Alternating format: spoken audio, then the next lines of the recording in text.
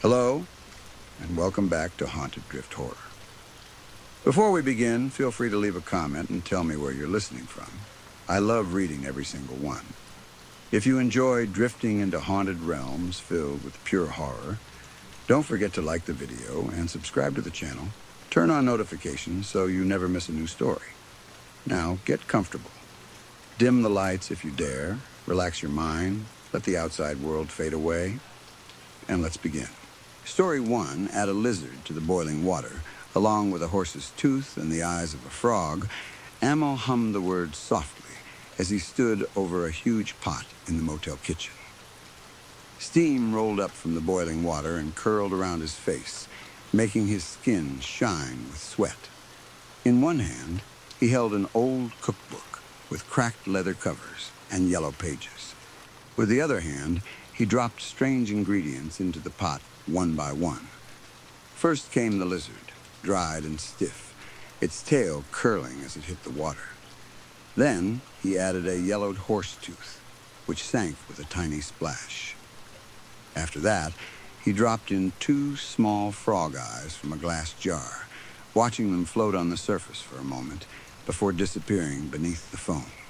The soup gave off a terrible smell, something between rotten herbs, wet earth, and burnt meat. Most people would have gagged if they had stepped into that kitchen, but Amel only smiled. To him, that smell was the smell of hope. It was the smell of victory. It was the smell of the dish that would finally make him famous. He bent closer to the book and read the next line. Once the color of the soup thickens after a while, add a plump grandmother. His humming stopped. He blinked at the page. A grandmother?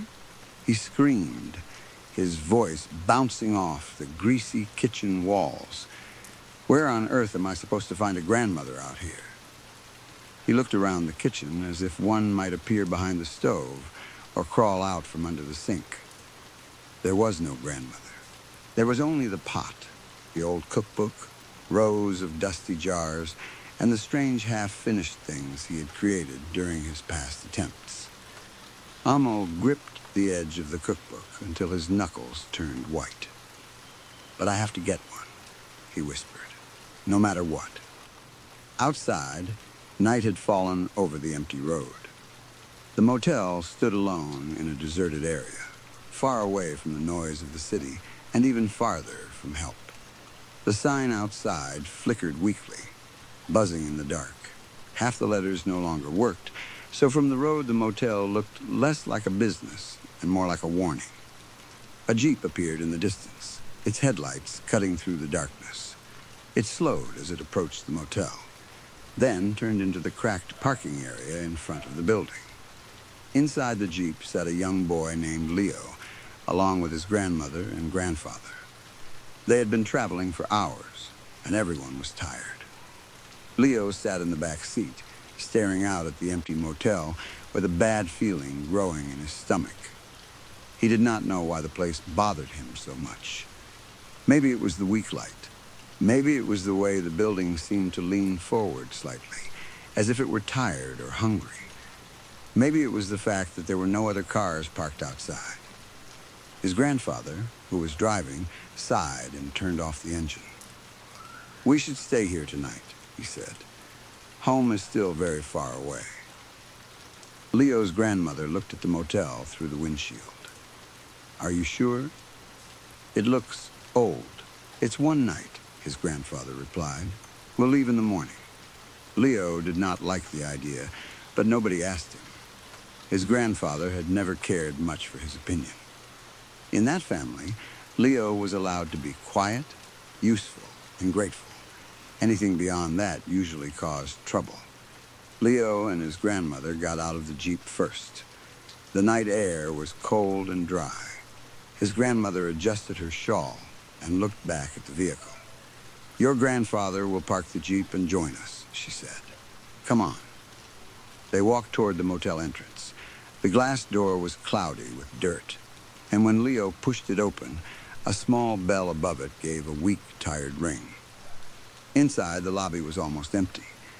There was no one behind the reception desk, no guests sitting around.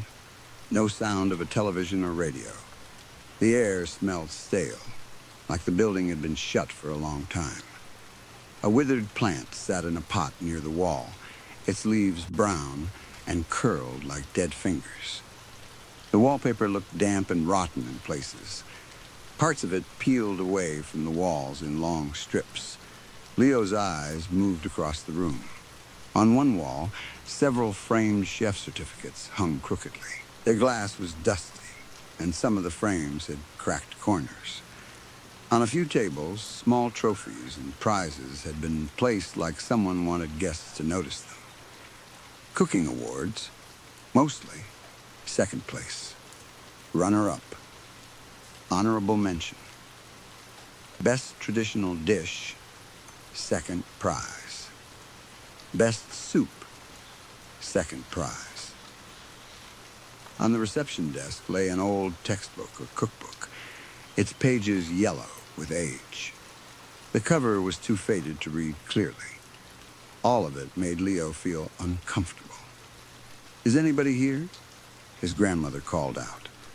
Her voice seemed to travel too far in the empty lobby, then die somewhere in the back rooms. No one came. Leo stepped closer to her. "Can't we go somewhere else?" His grandmother looked down at him. "Why? What happened?"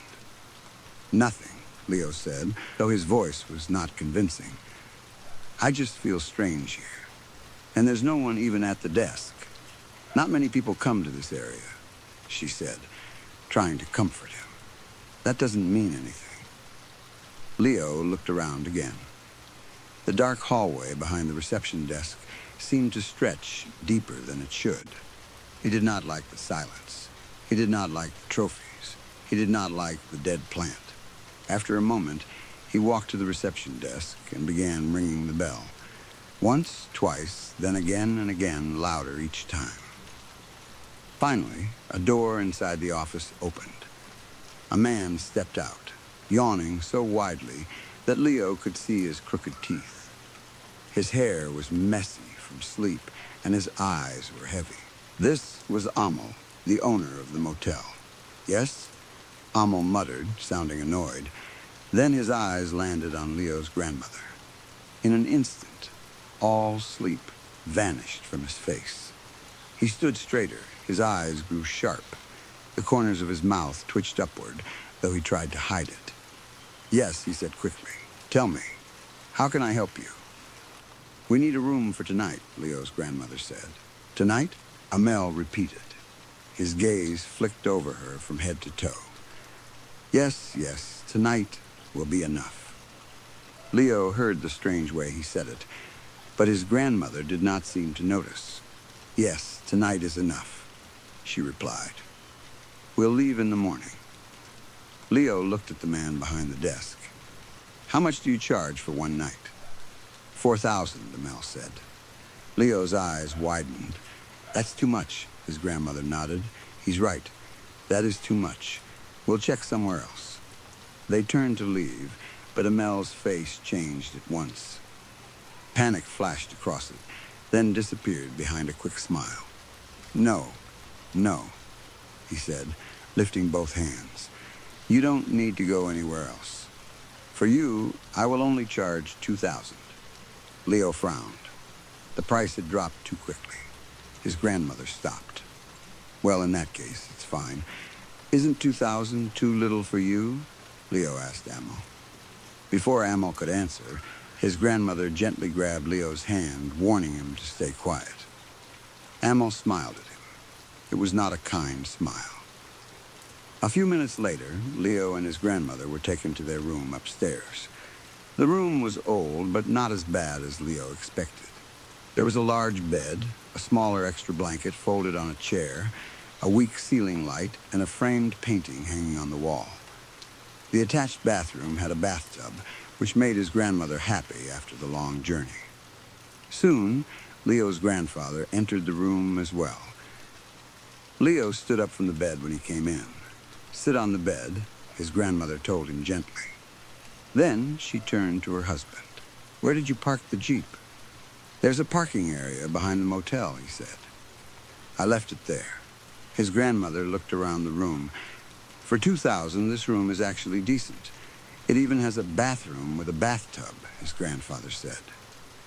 Not bad. All right, his grandmother said. I'm going to take a bath. After that, we'll eat. She gathered her clothes and went into the bathroom, closing the door behind her. Leo was left alone with his grandfather.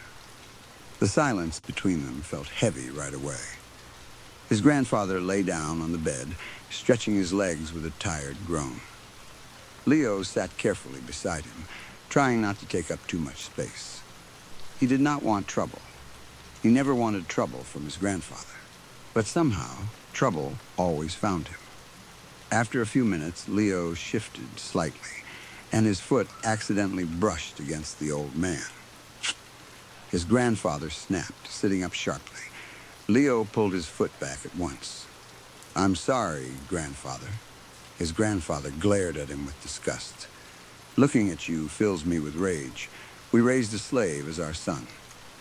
Leo lowered his head. The words hurt, but he had heard things like that before. His grandfather never let him forget what he believed Leo was. I'm sorry, Leo repeated softly. Get out. Leo looked up. But before he could say anything else, his grandfather grabbed him by the arm and yanked him off the bed. Leo stumbled, but the old man kept dragging him toward the door. I still remember the day I bought you and brought you home, his grandfather said, pulling him into the hallway. I said to your grandmother, look, here's a gift for you. And what did she say?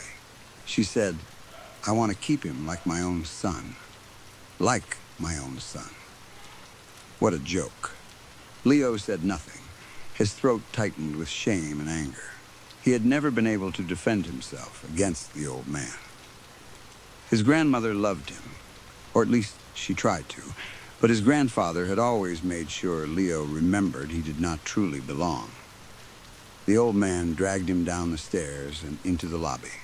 Amel was sitting behind the reception desk, watching the whole thing. Leo looked at him with desperate eyes, hoping the motel owner might say something, might help, might at least look bothered by what was happening. Amel only smiled. If he stays outside the motel, it won't be a problem, right? The grandfather asked. Not at all, Amel replied. Nobody comes here anyway. I need a rope without hesitation. Amel reached under the desk and pulled out a rope. He tossed it to the old man as if he had been waiting for the request. Leo's heart sank. His grandfather tied the rope around Leo's neck. This is exactly how I wanted to keep you, the old man said, like a dog. Tears filled Leo's eyes, but he tried not to cry. Crying only made his grandfather angrier. The old man dragged him outside and tied the rope to an iron pole near the front of the motel. The cold night wind cut through Leo's clothes. The ground was hard beneath his feet. The rope scratched against his neck every time he moved. Now that's better, his grandfather said. Good night. He turned and walked back inside. Leo watched him go, tears sliding down his cheeks. Good night to you, he muttered bitterly. You all will sleep inside on a warm bed while I freeze out here in this cold. His grandfather heard him. The old man stopped, turned around, and came back. For one hopeful second, Leo thought he might untie him. Instead, his grandfather threw a blanket at him. Then he went inside without another word. Leo pulled the blanket around his shoulders and sat at the base of the pole, shivering. Upstairs, his grandfather returned to the room and called out to his wife. She did not answer. The bathroom door was still closed, and water could be heard moving inside the tub. She still hasn't come out, he muttered. And I'm hungry. He lay down on the bed and closed his eyes. What he did not know was that he was being watched. Behind the painting on the wall, there was a small hidden opening. Amel peered through it, his eye pressed to the hole. From there, he could see into the bedroom. This one has fallen asleep, Amel whispered to himself. But where is she? He moved quietly through a hidden passage behind the wall and peered through another secret opening. This time behind the bathroom mirror. There she was. Leo's grandmother had finished her bath and was beginning to change clothes. Steam filled the bathroom, fogging the edges of the mirror. Amel's smile widened. "She will be absolutely perfect," he whispered. Outside, Leo sat tied to the pole, staring at the road. The motel's weak light flickered above him. He kept touching the rope around his neck, wondering if he should try to untie it. Part of him wanted to go inside and tell his grandmother everything. She would be angry. She would protect him. Maybe she would finally stand up to his grandfather. But then what? His grandfather would only hate him more. He would say Leo had caused trouble again. He would say Leo was ungrateful. Maybe he would hurt him worse. Leo looked up at the sky. The moon was hidden behind thick clouds, and there were no stars. The night felt empty. The wind carried the smell of dust and old leaves. Far away, the road vanished into darkness. "Maybe I should just untie the rope and leave," he whispered. "Maybe I should leave this place forever." Then he heard something. At first, it was faint, a dry scraping sound from somewhere beyond the light. It came slowly at first, then closer and closer. Leo froze. The sound grew louder. Scrape, scrape, scrape. He turned his head toward it. Something was moving toward him. A shape crawled out of the darkness and into the light of the pole. Leo screamed. It looked like a man, but only in the worst possible way. It had no legs. Instead, it moved on 4 long arms, each one bent at strange angles. Its skin was pale and stretched too tightly over its bones. Its face had 4 eyes, 2 where they should have been, and 2 lower down on its cheeks. Sharp fangs pushed out from its mouth, wet and shining in the motel light. The creature bared its teeth and crawled toward Leo. Leo's fear exploded into action. He slipped the rope from around his neck with shaking hands and jumped backward. The creature lunged, but Leo grabbed a heavy stone from the ground and threw it with all his strength. The stone struck the creature in the face. It shrieked and jerked back. Leo did not waste the moment. He threw the rope around the creature's neck and pulled hard. Then he wrapped the rope around the iron pole and knotted it as tightly as he could. The creature thrashed and clawed at the ground, its 4 arms scraping the dirt. "I hope this pole doesn't break," Leo gasped. Then a scream rang out from inside the motel. His grandmother. Leo turned and ran. He rushed up the stairs and reached the room. The bathroom door was locked from inside, and his grandmother was screaming behind it. Leo slammed his shoulder into the door. "Grandmother," he shouted. "Open the door."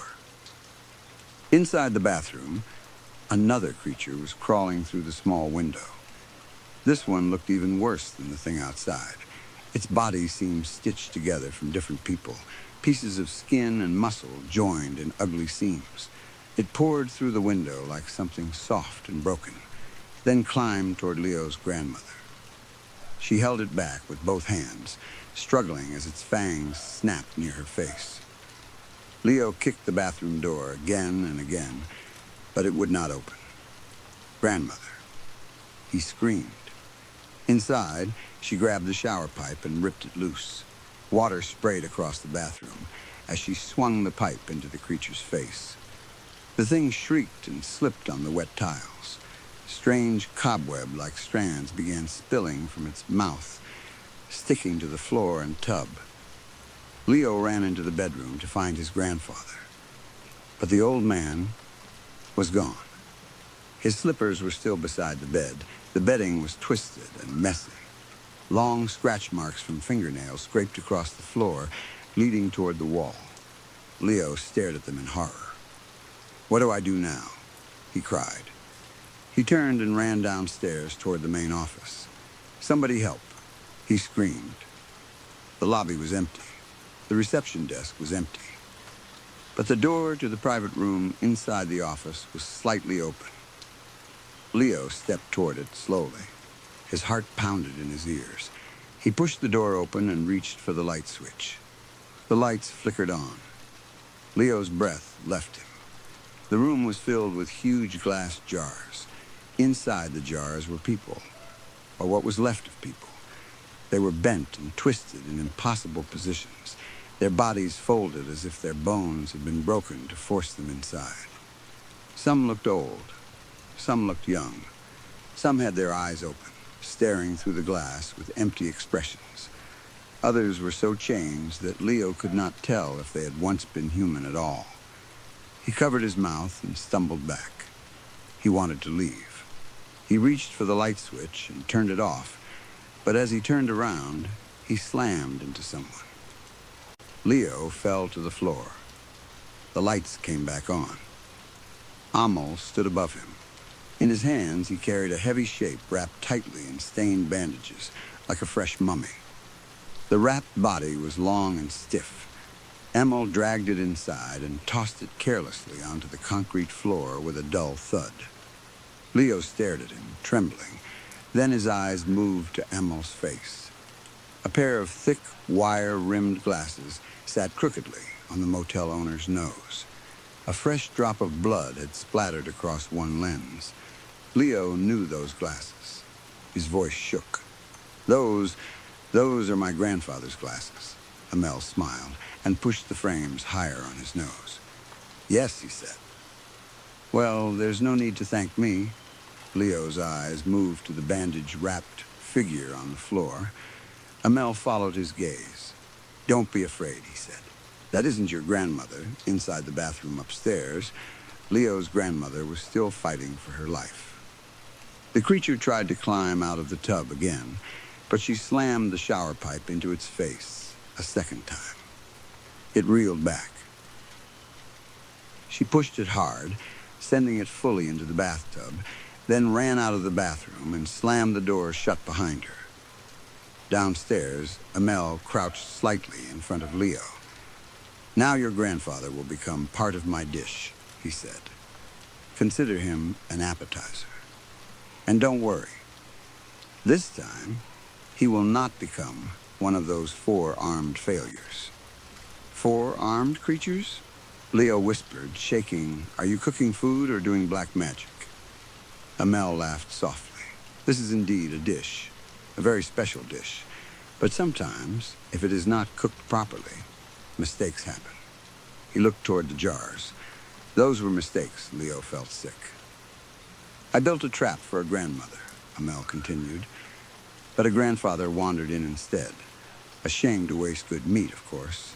Still, I need my main course. Leo's fear turned into anger.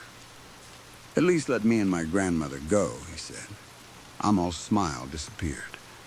He lunged forward and grabbed Leo by the throat, lifting him slightly off the floor. What did you say? Amel hissed. Let you go? Not a chance. Leo clawed at Amel's hands, gasping for air.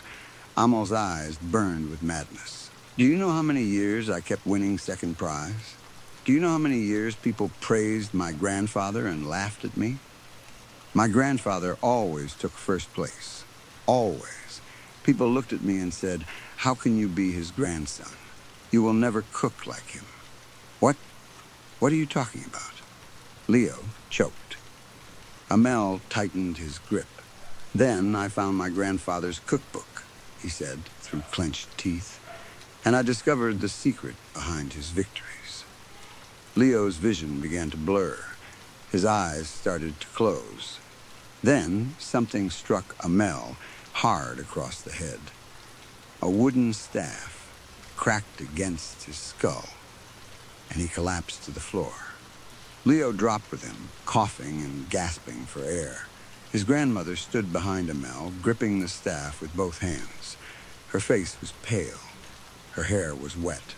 Her clothes were disheveled from the fight, but her eyes were alive and fierce.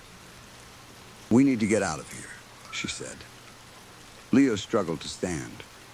His grandmother looked around the room, Then her eyes fell on the bandage-wrapped body on the floor. "Where's your grandfather?" she asked. Leo lowered his eyes.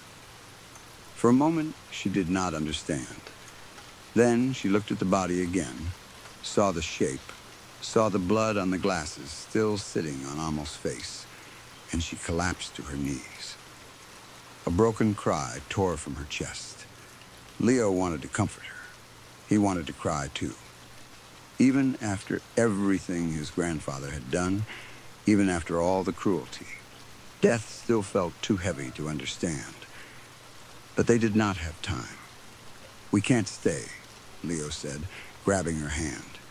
He could wake up at any moment. "We have to go." His grandmother was sobbing, but she let him pull her up. Together they ran. They raced through the office, across the lobby, and out into the cold night. The creature Leo had tied to the pole was still there, thrashing weakly against the rope, its four arms digging into the ground. Leo grabbed the Jeep keys from his grandfather's pocket earlier. No, he had seen them hanging near the reception desk, where Amel must have taken them. He snatched them as they ran past. They hurried around to the parking area behind the motel. The Jeep was still there. Leo helped his grandmother inside, then climbed into the driver's seat. His hands shook so badly, he could barely get the key into the ignition. The engine coughed once, then started. He drove too fast out of the parking area, tires spitting gravel behind them. As they pulled away, Leo looked back at the motel. For a second, he thought they had escaped. Then he saw Amel standing in an upstairs window. Blood ran down his forehead from where grandmother had struck him. His face was pale, but he was smiling. He lifted one hand in a slow little wave as the Jeep sped down the dark road. Leo pressed harder on the gas. His grandmother cried quietly beside him, clutching her chest with one hand and staring ahead as if she could no longer bear to look back. Behind them, the motel grew smaller and smaller until it became nothing but a flickering sign in the darkness. After they were gone, the building fell silent again. Inside the motel, Amel returned to the kitchen. He moved slowly because of the wound on his head, but his smile never faded. The huge pot was still boiling. Steam rose from it in thick gray waves. The bandage-wrapped body lay on the floor nearby. Amel picked up the old cookbook and wiped a smear of blood from its cover. Then he turned a page. His eyes moved over the next recipe. For a moment, he was quiet. Then he smiled wider. For tomorrow, he whispered. Story 2. Terry's eyes locked onto mine, and for a moment he looked older than he really was. His voice was calm when he spoke, but his eyes gave him away. They were bright with excitement. He was trying to act serious, like we were explorers about to discover some hidden world, but I could tell he was barely holding back a smile. Terry had always been like that. When he got an idea in his head, especially a dangerous one, there was almost no stopping him. "Are you ready?" he asked. He shook the flashlight in front of me like it was some kind of treasure map. We had spent the whole week making sure it was waterproof. We had wrapped it, tested it, dropped it into a bucket, and argued about whether it would survive the pool. Between the two of us, we could only afford one decent flashlight. Terry had put in more money than I had, so there had never really been a discussion about who would hold it. He would hold the light. I would follow. "Why, yeah," I said, trying to sound braver than I felt. "We've practiced. We can hold our breath pretty long." My voice shook anyway. So did my legs.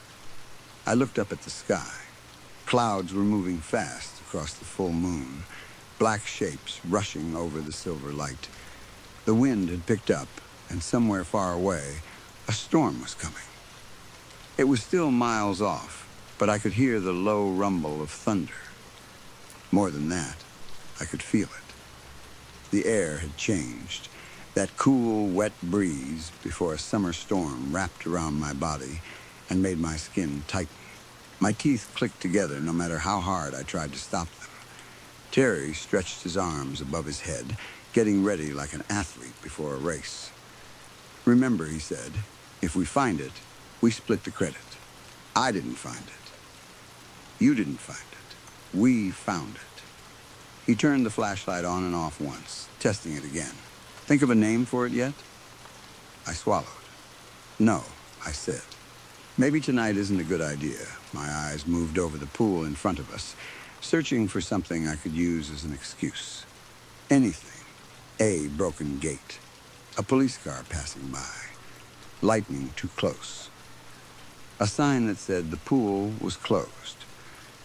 But there was nothing. Just dark water, wind, and the deep end waiting for us. We stood at the edge of the neighborhood pool, right where the water dropped down to the deepest part. The deep end was more than 9 feet, and because of that, it was famous among the kids in our part of the city. Everyone went there to practice diving. People challenged each other to touch the bottom, sit on the floor, or swim across without coming up for air. But the pool was not famous only because it was deep. It was famous because of the rumor. People said that if you swam all the way down to the bottom of the deep end and sat still with your eyes open, you could see a bright light moving around in the water. No one knew what it was. No one could describe it the same way twice. Some kids said it looked like a glowing fish. Some said it was a lost toy with a light inside. Some said it was a dead person's eye. Others said it was nothing at all, just a reflection from the moon or a pool light that had been broken for years. But there were no working lights at that pool. That was part of the reason the rumor survived. The adults did not care about it. To them, it was just kids making up stories. But kids are better than adults at turning fear into rules, and over time, everyone on the playground had added something to the legend. Do not swim down alone. Do not look at the light for too long. Do not point at it. Do not smile at it. And the most important rule, the one Jerry told us while sitting at the top of the playground slide, was this: if it sees you, you cannot leave until it looks away. I had laughed when he said it. Everyone had. But standing there that night, looking down into the black water, I did not feel like laughing. The wind moved across the pool, chopping the surface into little dark waves. The water looked almost black. During the day, the pool was blue and bright, nothing more than concrete, chlorine, and summer. But at night, with the moon disappearing behind clouds and the storm rolling closer, the pool looked bottomless. It looked like something deep enough to hide anything. "No, no," Terry said when he saw the look on my face. "Don't chicken out now. You promised we would go tonight." He backed out the last 2 times. He pointed the flashlight at me. "And if I find out what's down there without you, the story I tell everyone is going to include how scared you were." I hated how well that worked on me. Terry knew exactly what to say. I was scared of the pool, yes, but I was more scared of everyone at school hearing that I had been too afraid to jump in. Terry was my best friend, but he was also loud. If he told the story, everyone would know. He shone the flashlight across the surface of the water. The beam danced over the ripples, but it did not reach deep. It should have. The flashlight was bright. We had tested it in his bathtub, then in a big plastic storage bin full of water. The beam had cut through both easily, but the pool swallowed it. The light touched the surface and faded almost at once, as if the water did not want to let it in. The sooner I jump, I thought, the sooner I can go home. Terry stepped closer to the edge. "Remember the rules," he said. "Point your feet down so you cut through the water and get to the bottom faster. Once you're down there, open your eyes and look for it." He smiled. "And remember what Jerry said. If you're seen, You can't leave until it looks away. Then he lifted the flashlight and pointed it toward me. That meant I had to jump first. I gave him a weak smile. Then I took the deepest breath I could. My lungs stretched until they hurt. The air filled me too much, pressing against my ribs. I held it there, cheeks tight, chest full, heart beating fast. Only 3 minutes, I told myself. Then I'll be back up here. I jumped. The cold hit me like a slap. Water rushed over my head, into my hair, around my body. For a second, I wanted to gasp, but I clamped my mouth shut and forced myself to keep the air in. My clothes clung to me. The water pressed against my ears. Bubbles escaped around my face and raced upward. I pointed my feet down and sank. The deeper I went, the colder the water became. It felt wrong. The pool was not that deep. It should not have changed so much. But with every foot I dropped, the cold seemed to grow stronger, sliding around my arms and legs like hands trying to steal my strength. Pressure built in my ears. At first, it was only a dull ache. Then, it sharpened. Every second, the pain grew, like 2 thumbs pressing hard into the sides of my head. I looked to my right. Terry was beside me, holding the flashlight in both hands and pointing it downward. The beam shook slightly, but he was smiling. Even underwater, even in the darkness, I could see the excitement on his face. Everything felt slow.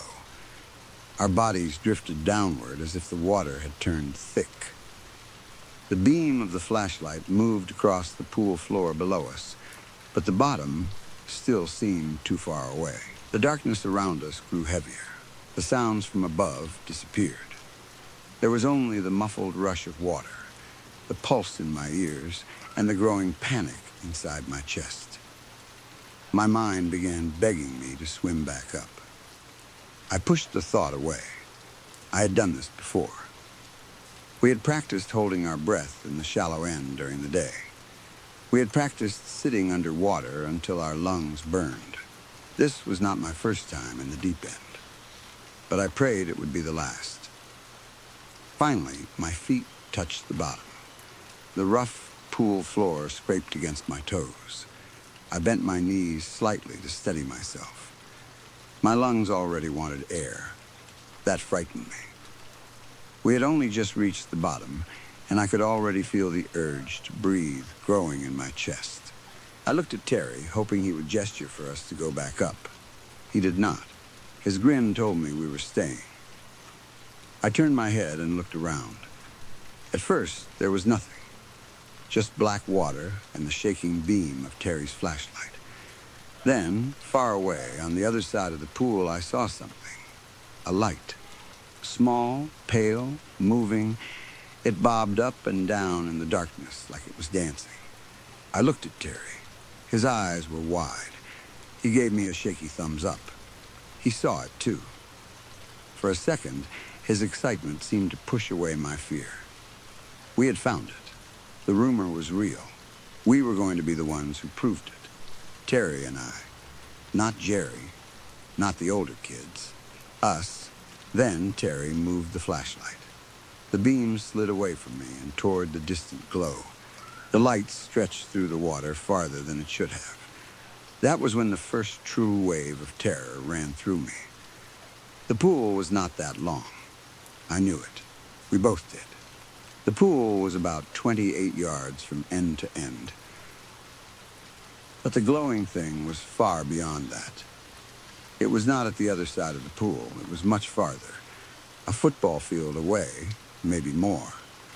That made no sense. We were in a neighborhood swimming pool. But the darkness in front of us opened like an ocean.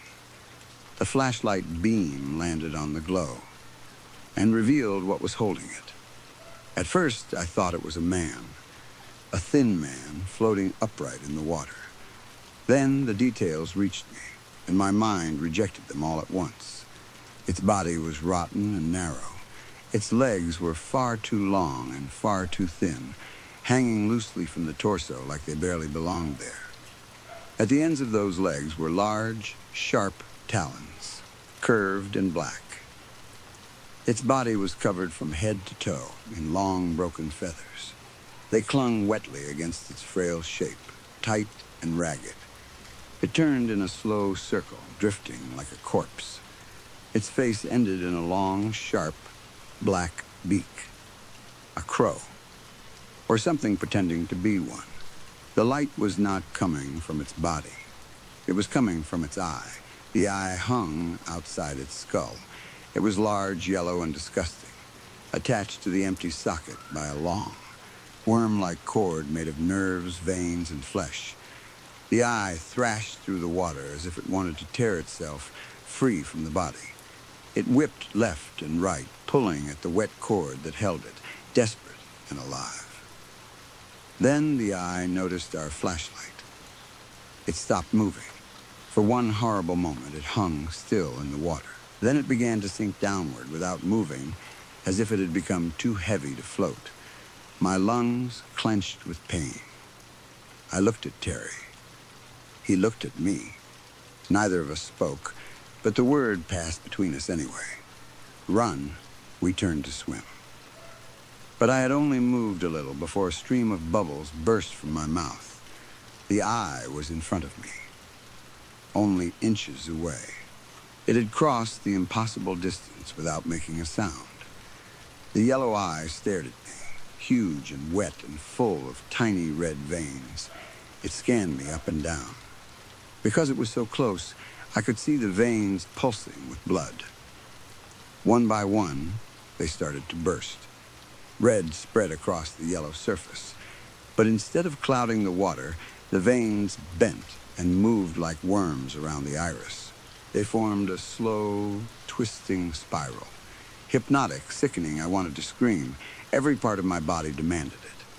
But I knew if I screamed, I would lose the rest of my air. Then, Terry's words echoed through my mind. If it sees you, you can't leave until it looks away. My eyes flicked toward Terry. He was just as scared as I was. The flashlight shook in his hand. Its beam swung wildly, sometimes catching the crow's body, sometimes losing it in the black. Whenever the beam moved away, the body vanished. But the eye stayed in front of me. It would not look away. The crow's beak began to chatter. I heard it through the water.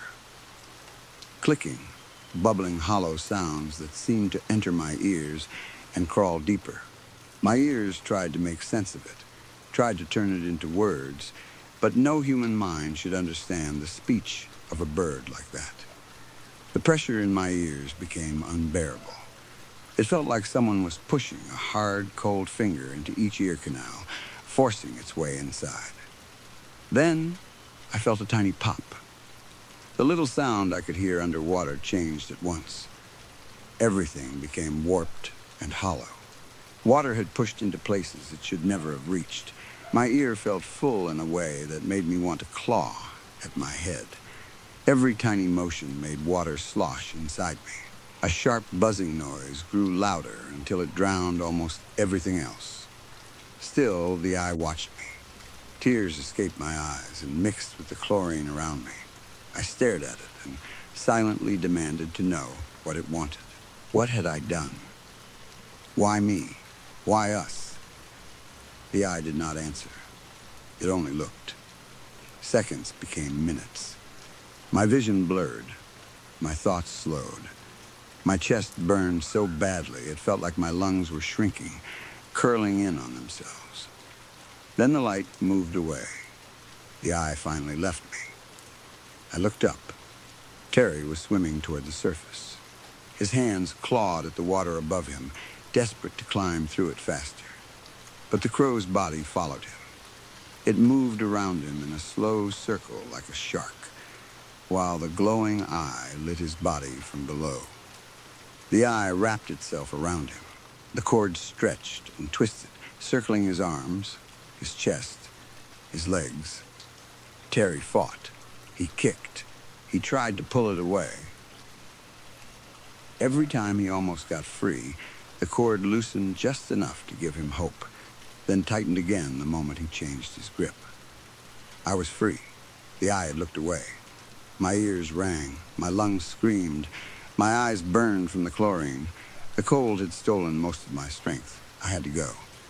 I crouched against the pool floor and pushed upward with everything I had. My body rose slowly, too slowly. I did not know how deep I was anymore. The pool had become impossible. Each second without air burned away another piece of thought. My legs kicked weakly, and I had to command each movement in my head like I was controlling someone else's body. Bend the knee, flatten the ankle, kick. Again, again, again. I looked up and saw Terry still fighting. For one moment, our eyes met. He needed me. I knew it. He was my first real friend. When I had been new at school and scared of everyone, Terry had sat beside me at lunch. He had given me his juice box. He had introduced me to the other kids. He had helped me with homework. He had invited me over for sleepovers where we played games until midnight and whispered jokes long after his parents told us to sleep. I should have gone to him. I should have tried to tear that thing away. I should have helped him. But those memories did not flood my mind the way they should have. Not then. Not while my lungs were empty and my body was screaming for air. The only thing I could think about was breathing. I swam past him. I looked away from his eyes. I left him. The light from the crow's eye faded beneath me as I reached upward. I could see the surface now. It shimmered above me, silver and close. So close. My muscles burned. My fingers stretched toward it. For one beautiful second, my hand broke through the water. Cool night air touched my fingers. Then my body stopped working. My legs failed first. Then my arms. My chest convulsed. My mouth opened without my permission. Water rushed in. It was freezing. It burned down my throat and filled my lungs like broken glass. I watched the last bubbles of air escape my mouth and rise toward the surface without me. I tried to cough, but coughing only pulled more water in. My lungs spasmed, trying to force the water out, but every desperate gasp brought more back. Pain exploded through my chest. My thoughts scattered. The surface blurred above me, moving farther away as I began to sink. I reached up one last time. Some childish part of me hoped God would reach down and pull me from the pool. No hand came. Instead, calm began to spread through me. It was warm, gentle, and terrible. My fingers curled into my palm as if someone were squeezing them shut. My heartbeat filled my ears. Each beat was slower than the last. I no longer wished to be saved. I only wished to taste air one more time. Then darkness wrapped around me. My mind went quiet. My heart stopped. And then, like someone turning on a television, my sight came back. I woke up coughing water. My mother was holding me. She pulled me against her chest so tightly I could barely move. Every cough sent sharp pain through me as if my ribs had cracked. I gagged and spat water onto the concrete, my whole body shaking. Oh my God, my mother cried. He's alive. He's breathing. Air entered my lungs. Real air. Cold, sweet, perfect air. I could not get enough of it. I gasped again and again, almost hyperventilating, greedy for every breath. Nothing had ever tasted so good. Not food, not water, nothing. I would have swallowed the whole sky if I could. I tried to turn toward my mother, but someone grabbed me from behind and hugged me too. My father. His arms were rougher, stronger, but just as desperate. "What is wrong with you?" he stammered. His voice cracked. "If I didn't check on you, if we came 1 second later, if I waited at that stop sign 1 more second," he could not finish. His arms loosened, and he pushed himself up from the wet concrete. "D-Dad," I croaked. I'm sorry, my body shook from the cold, even in my mother's arms. I can still remember the way she breathed while crying. Sharp, quiet little inhales, like she was afraid every breath might break her. I looked up at my father. It was the first time I ever saw him cry. I did not know he could. He held his forearms close to his body. They were scraped and covered in blood from where he must have dragged me out of the pool. "We thought we lost you," he said. "If you hadn't thrown your hand out of the water, we wouldn't have seen you." I've never run faster in my life. I grabbed your hand right before you went back under. He took a deep breath and straightened his back. Fear turned into anger. Or maybe it had to, because anger was easier than crying. "What the hell were you doing out here this late?" he demanded. "Do you know how dangerous it is to swim at night? Especially with a storm coming?" Blood dripped from his arms and gathered at his fingertips. "Terry," I whispered. My voice barely worked. "What?" he asked. "Terry," I croaked again. I pulled one hand free from my mother's embrace and pointed at the pool. My father turned. "Terry, what does this have to do with Ter?" He stopped. His whole body went still. "Mary," he said quietly, "call 911 again. Then, call Terry's parents." My mother started to protest, but then she looked at the pool. She let go of me slowly and reached for her phone. My eyes moved toward the surface. There was something floating near the top of the deep end. My father rushed in front of me, trying to block my view. But it was too late. Terry had risen to the surface. At least, what was left of him had. I wish I had never seen it. His body looked as if every vein, every opening, every weak place had burst outward. His skin was soft and porous, peeling away from the muscle beneath like wet fat. Red paths spread through him where veins should have been, but they looked hollow now, like tunnels. His chest was open, the ribs broken outward, as if something had pulled his lungs from inside him. His eyes were gone. Most of his lips were gone too. Only torn pieces of flesh remained around his mouth and sockets. The little blood still inside him leaked slowly into the water, forming a growing red ring around his body. Terry had not made it. After that, everything became a blur. Screaming, police lights, ambulance lights, questions, a funeral, more questions. Everyone asked me the same things. My parents, the police, Terry's parents, my friends, teachers, neighbors. What happened to Terry? How did his body end up like that? Why were you swimming so late? What did you see? And all I could say was, I don't know. Because what else could I say? That the pool opened into something bigger than itself? That a rotten crow man with a glowing eye had come out of the darkness? That Terry died because I left him? No one would have believed me. So I said nothing. The neighborhood pool was closed after that. A few days later, they drained it. People came out to watch. Some brought candles. Some held hands. Some stood in silence. Terry's parents did not come. They refused to see the pool that had taken their son. I stood with my mother and father near the fence. As the water level dropped, the deep end slowly revealed itself. First the tile edges, then the walls, then the floor, and there, near the drain at the bottom, was a small dead crow. It had been down there the whole time. Its black wings were spread against the pool floor. Its body was swollen and rotting. I do not know how no one had seen it before. I do not know how long it had been there. But when I saw it, my knees almost gave out. Because even from where I stood, even through the fence, even with the pool empty and the sun shining down, I could see one thing clearly. One of its eyes was missing. Story 3. I know everyone has that one person. You know the one I mean. That special someone. That beautiful woman who walks into your life and makes everything feel like it was leading to her. The woman you see once, maybe twice, and suddenly your whole future forms itself inside your head.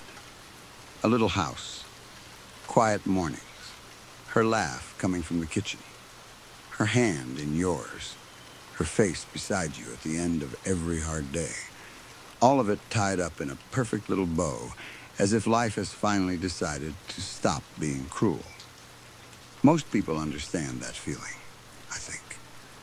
Or at least they understand some version of it. They meet someone when they are young and foolish, and they believe with all their heart that love will be enough. Then, one day, another man comes along. Better looking, maybe. Richer, maybe. Louder. More confident. More normal. He steps in with his easy smile and his clean clothes and his simple little life. And suddenly, the woman who was supposed to be yours is looking at him instead. I have heard stories like that all my life. Men at bars tell them. Men at work tell them. Sad men on the internet tell them to strangers who do not really care. They talk about the girl who got away, the woman who chose wrong, the wife who should have seen their worth before it was too late. It sounds painful. But what do I really know? I never had one of those stories when I was young. I never had some high school sweetheart or college girlfriend who broke my heart. I never had a woman leave me for another man because for most of my life, no woman stayed long enough to leave. That is the important part people never understand about me. I was not careless with love. I was not throwing it around to anyone who looked my way. I waited. I stayed alone. I told myself that when the right woman came, I would know. Most people make their great romantic mistakes when they are young. They are incomplete. They do not know who they are yet. They do not know what real love means. They confuse excitement for devotion and attention for destiny. Then they grow older and laugh about it, as if the pain was only a lesson. I was 34 when I met my special someone. 34. Can you believe that? True love falling into my life after years of silence. After years of empty rooms, quiet dinners, and waking up with no one beside me. I had almost accepted that I was not meant to have what other people had. I had almost accepted that some men were born to watch life happen from the outside.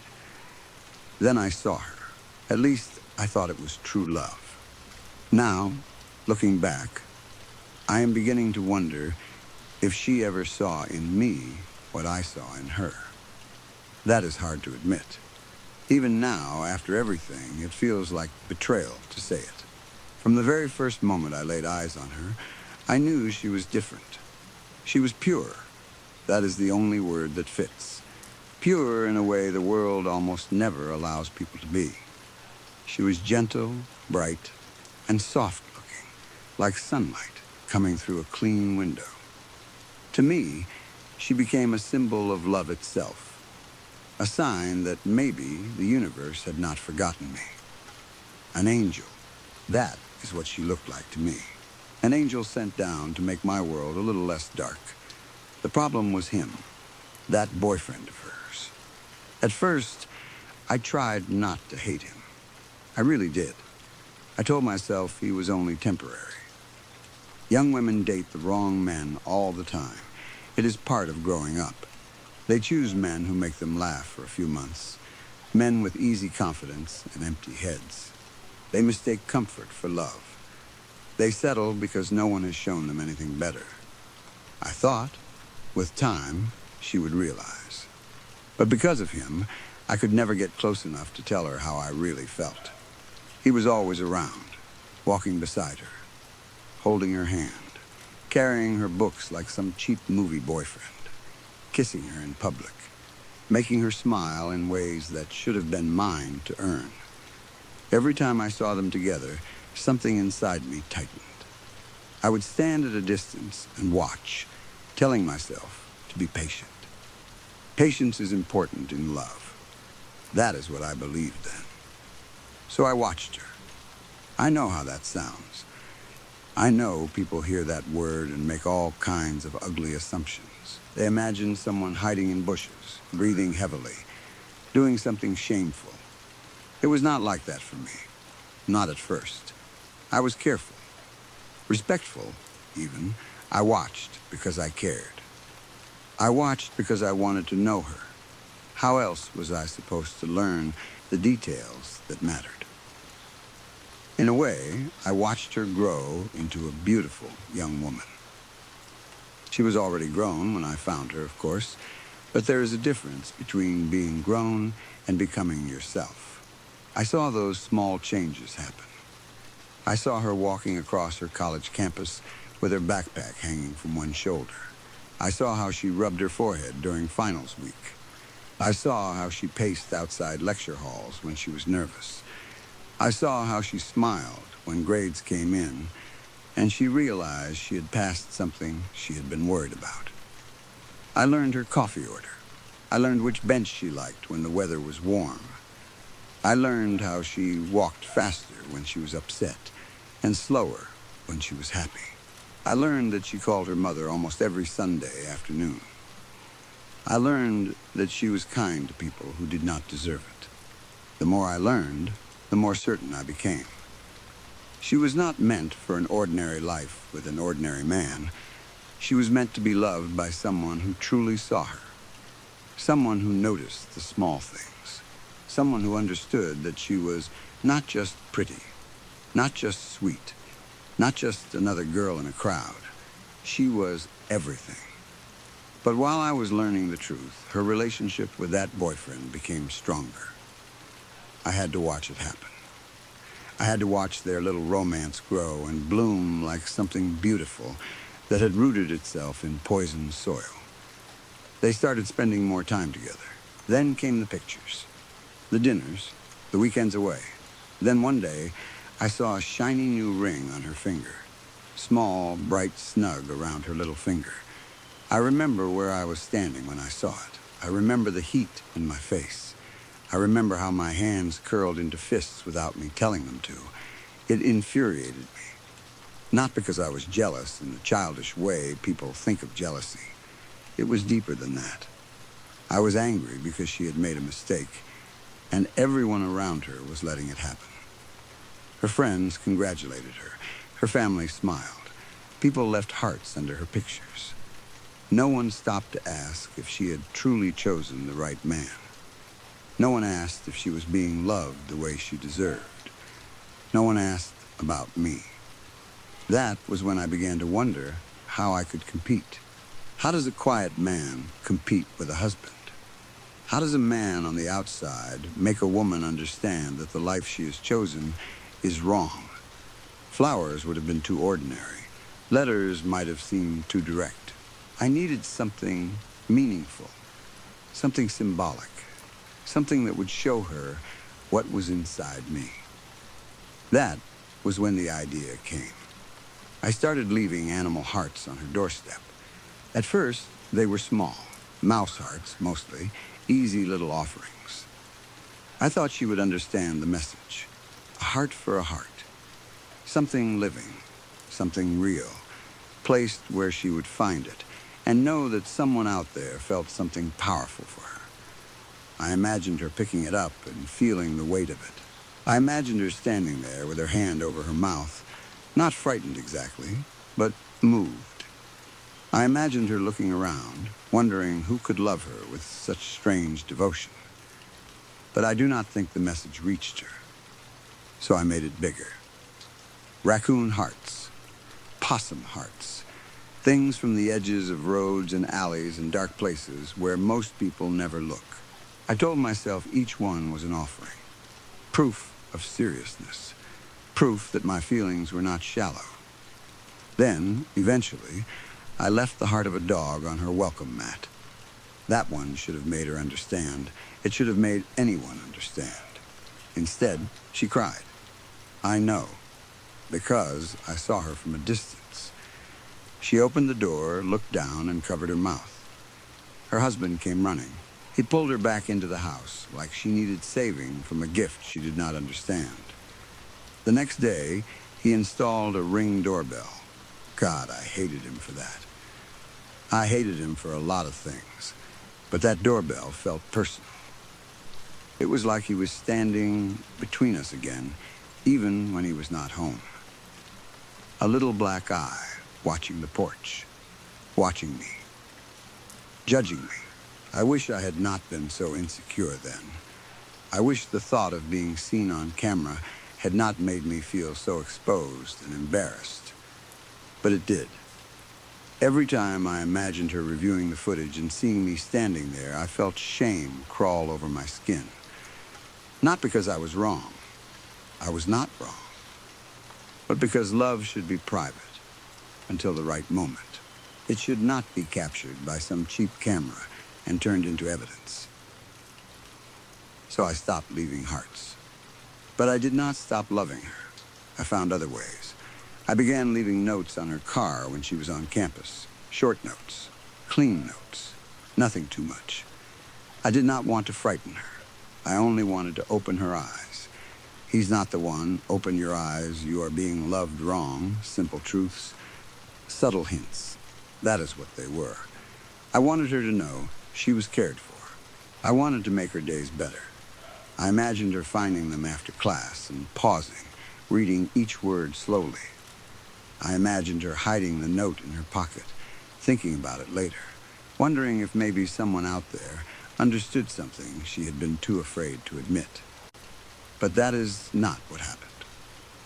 One afternoon, I watched from across the parking lot as she found one under her windshield wiper. She pulled it free, unfolded it, and read it. For one moment, hope rose in me. Then she crumpled it in her hand. Just like that. She looked around the parking lot.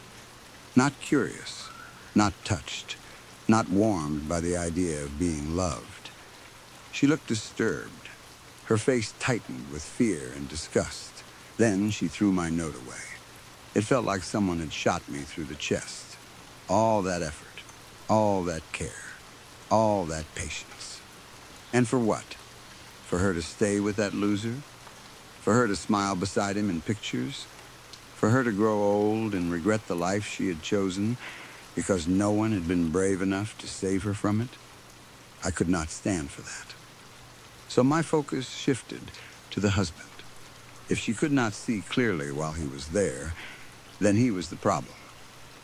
It was not her fault. I had to remind myself of that often. She was confused, trapped in routine, conditioned by comfort. He had been in her life long enough to make wrong feel normal. I started learning his schedule. That was not hard. Most men are painfully predictable. He left around the same time most mornings, took the same route when traffic was light, stopped at the same gas station, went to the same gym, ate lunch at the same places, came home like clockwork. Men like him think they are safe because nothing bad has happened to them yet. Once I knew the routine, I moved in to rescue her. It was easier than you would imagine. I did not kill him. I want to be clear about that. I am not a monster. People throw that word around too easily. I did not take his life. I simply removed him from hers. I relocated him. I made sure he could not come back and interfere. I took what needed to be taken so he would not be tracked easily. Phone, keys, the usual things people rely on when they think the world still belongs to them. If you ask me, I went easy on him. He deserved far more for stealing what was mine. But even then, I showed mercy. I thought that would be enough. I thought once he was gone, she would breathe. She would cry at first, naturally. People cry when their routines are broken. But then, slowly, she would realize how light her life felt without him. She would start noticing the world again. She would start seeing signs. Maybe she would remember the notes. Maybe she would understand that someone had been trying to help her all along. Instead, my plan backfired. She grieved him. Not politely, not briefly. She grieved him like he mattered. She cried for him. She lit candles. She stood in front of cameras with red eyes and begged him to come home safely on live television. Live television. Can you imagine how that felt? Watching her plead for that man while I stood in the background of the world, still invisible, still waiting, still loving her better than he ever could. The news called him missing. Her family called him beloved. She called him her husband. Every word felt like another slap. I watched the interviews. I watched the candlelight gatherings. I watched her friends hold her as she cried. I watched people bring flowers to their house. Their house. The place that should have become ours. For a while, I felt lost. I had done what needed to be done, and still she would not see. But the heart prevails. Real love does not give up because of one setback. It waits. It endures. It forgives. So I waited a few months. I told myself she needed time. Grief can make people unreasonable. It can chain them to the past. I gave her space, more space than she probably deserved, and when I finally believed enough time had passed, I worked up the courage to knock on her front door. That day felt important. I dressed carefully. I practiced what I would say. I would tell her the truth, but gently. I would explain that her husband had not been right for her. I would explain that I had watched over her for years. I would explain that all of it, every note, every gift, every action, had been done from love. I thought once she saw my face and heard my voice, she would understand. I am sure you can guess how that went. She opened the door, and for 1 second she looked as beautiful as she always had. Tired, yes, thinner than before. Sadder, but still beautiful. I said her name softly. She did not recognize me at first, and that hurt more than I expected. Then, I began speaking. I barely got through the first part before her expression changed. Fear, again, always fear. She tried to close the door. I put my hand against it and told her to listen. She told me to leave. I told her I had waited long enough. She tried to scream. That was when I realized some people suffer from something like Stockholm Syndrome. They get so attached to the wrong person that they see rescue as danger. They fight the very person trying to help them. We were not seeing eye to eye. That is why I had to take her. Unlike her ex-husband, she was not going far, just to my house. Just somewhere quiet, where we could talk things over clearly without cameras, neighbors, family, or police getting in the way. I thought if I removed all the noise, she would finally hear me. But God, she was stubborn, so stubborn. She would not listen to reason. She cried. She shouted. She called me sick. She said things that I know she did not mean. She tried to leave again and again, no matter how kindly I explained that leaving was not good for her. What was I supposed to do? Just let her get away? Let the one woman who ever made sense to me disappear from my life after I had already sacrificed so much? Absolutely not. I am not really the punishment type. I do not like hurting people. I do not enjoy fear. Despite what the media says, I am not some cruel maniac with a basement full of chains and newspaper clippings. I did what I had to do. That is all. If she had stayed calm, things would have been easier for both of us. I did not see it as punishment. Not really. It was more like a timeout. A period of adjustment. She needed time to evaluate the situation and learn to live with new circumstances. People adapt. That is one of the great strengths of the human spirit. I believed she would adapt too. I believed one morning I would open the door and find her sitting calmly, maybe even smiling a little, ready to talk, ready to understand. And it is not like I ignored her. I checked in on her. I brought food. I kept her clean. I gave her fresh clothes. I put on her favorite shows so she would not be bored. I remembered things about her that no one else would have remembered. The cereal she liked. The blanket she always used when she was sick. The kind of tea she drank when she was stressed. That should count for something. But she never really came around. She stayed angry, afraid, difficult. She said she hated me. She said I had ruined her life. She asked where her husband was. Again and again, that same question. Even after all that time, even after everything, she still worried about him. So I had to keep her there, hidden away. Honestly, that probably hurt me more than it hurt her. People do not understand that part. Her beauty should have been seen by the whole world. She should have been walking beside me in sunlight, not sitting in a locked room refusing to eat unless I begged her. She should have been happy. We both should have been happy. But she kept forcing my hand. I hate how the media has portrayed this. Kidnapped. What an ugly word. They say it like I dragged a stranger off the street for no reason. Like there was no love behind it. Like I did not spend years caring for her from a distance. Like I did not give her chances to understand before things became difficult. The word makes everything sound dirty, criminal, harsh. If this is kidnapping, then honestly, maybe the crime should carry a lighter sentence. There should be room in the law for intention. There should be a difference between cruelty and devotion. I guess we will find out. Because, unfortunately for me, she was the one who got away. I walked into her room this morning, ready to serve her that cereal she loves so much. I had even sliced a banana into it because I remembered she liked that when she had early classes. The bowl was in my hand. I was smiling, trying to start the day gently. And she was gone. Just gone. Poof. Disappeared without a trace. For a second, I only stood there in the doorway, holding the bowl and staring at the empty space where she should have been. The blanket was on the floor. The small window was open. One of the boards I had placed there had been pulled loose. I still do not know how she managed it.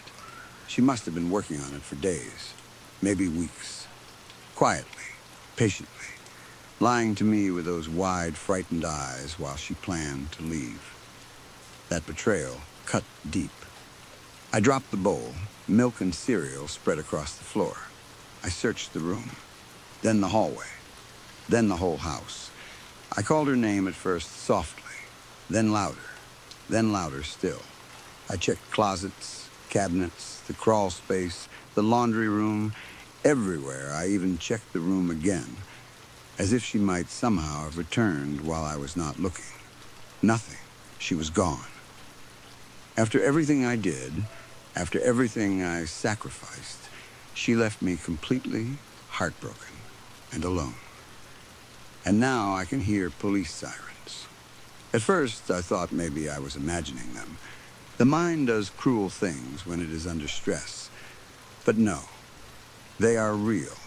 They are getting louder, closer. More than one car, I think. Maybe 3. Maybe more. The sound rises and falls through the neighborhood like some terrible song. She must have gone straight to them. Of course she did. She did not come back to talk. She did not try to understand. She did not think about what this would do to me. She ran to strangers and told them whatever twisted version of the story she needed to tell so they would believe her. The sirens are very close now. This was supposed to be our house. That is what I keep thinking as I look around. This was supposed to be the place where we would grow old and happy together. I had imagined it so many times. Her in the kitchen, her in the garden, her sitting beside me on the couch while rain tapped against the windows. Maybe one day, after she had healed from all her confusion, she would thank me for not giving up on her. Now there are red and blue lights flashing through my curtains. I can see them on the walls. It is strange how ugly those colors look inside a home. They make everything feel cheap and unreal. The couch, the framed pictures, the little table by the door. All of it keeps flashing, red, blue, like the house itself is warning me. Someone is shouting outside. A voice on a speaker tells me to come out with my hands visible. They make it sound so dramatic, like I am dangerous, like I am the villain. Maybe that is what she told them. Maybe that is what everyone will believe. I should be thinking about what to say. I should be preparing an explanation. There has to be a way to make them understand. There has to be a way to explain love in a language police officers can hear. I can tell them I never wanted to hurt her.